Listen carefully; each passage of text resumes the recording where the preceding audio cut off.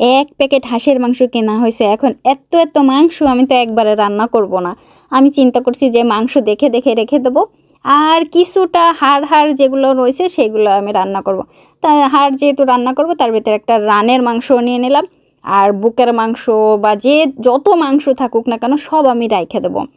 আমি যেহেতু হাড় পছন্দ করি, হাড়টাই খাবো, কারণ আমি অতটা শিওর না জিও খুব বেশি খাবে কিনা, পচার কতটা পছন্দ হবে কিনা।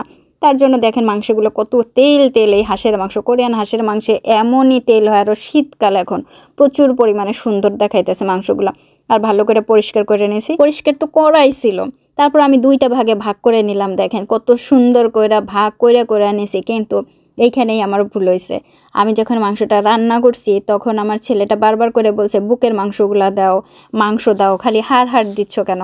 আর এই যে টুকটো হলুদ রয়েছে, পরে আমি এগুলো আবার কেচি দিয়ে সিজার দিয়ে কেটে নিয়েছি। তো আমি বুঝতেই পারি নাই যে জিউর এত পছন্দ হবে হাঁসের মাংস। আমি তো সব হাড় রান্না করছি, বাইসে একেবারে হাড় রান্না করছি, আর মাংসগুলো উঠায় রাখছি, কারণ ওই মাংসগুলো দিয়ে আমি পরে হাঁসের চিকেন কচি যেভাবে করা হয় হাঁসের কচি করব, ঠিক আছে।